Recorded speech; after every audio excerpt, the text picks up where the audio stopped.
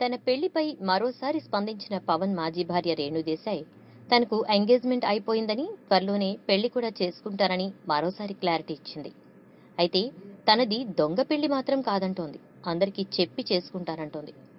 నాకు ఎంగేజ్మెంట్ అయిపోయింది, ప్రపంచమంతా తెలుసు. ఆ మధ్య చాలా హడావుడి నడిచింది.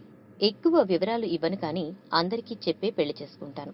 ఎందుకంటే ఇది దొంగ పెళ్లి కాదు, మా కుటుంబంలో అందరి ఆమోదంతో జరుగుతోంది. తనకు నిశ్చితార్థం జరిగి చాన్నాళ్లయిందని, అయినప్పటికీ ఇంకా తను ట్రోలింగ్ కు గురవుతూనే ఉన్నానని చెప్పి బాధపడింది రేణు దేశాయ్.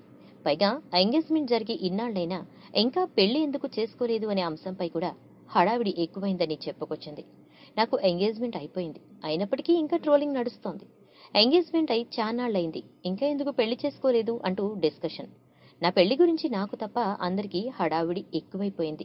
త్వరలోనే చేసుకుంటా, దానికి చాలా ప్రాసెస్ ఉంటుంది కదా, అన్ని అరేంజ్మెంట్స్ చేసుకోవాలి. ఈసారి మాత్రం తన కాబోయే భర్త వివరాల్ని దాచలేదు రేణు. అతడు పూణేలోని ఓ ఐటీ కంపెనీలో డైరెక్టర్ స్థాయిలో పనిచేస్తున్నట్ట. మొన్నటి వరకు అమెరికాలోనే ఉండేవాడట. తండ్రి ఆరోగ్యం సరిగ్గా లేకపోవడంతో పూణేకు షిఫ్ట్ అయ్యాడట. ఆయన పేరు మాత్రం చెప్పలేదు రేణు దేశాయ్. ఈ వీడియోపై మీ విలువైన కామెంట్స్ ని మాతో షేర్ చేసుకోండి. అండ్ ఇంకో విషయం, సబ్స్క్రైబ్ చేయడం మర్చిపోకండి.